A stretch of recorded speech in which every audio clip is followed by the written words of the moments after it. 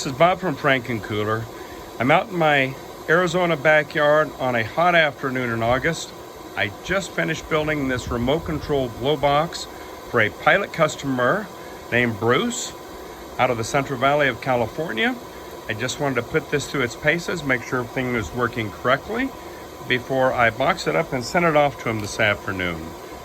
Temperature outside, according to my digital thermometer, is 106, 105. You can see that the air coming out of the blow box is about 53 to 54 in that area. That's what I expect, usually a 50-degree temperature differential in triple digits out of any of my blow box products, regardless of the model. So anyway, this thing is working as it should. I think this is going to be a godsend to Bruce and his Cirrus aircraft. Should make things a little bit more comfortable.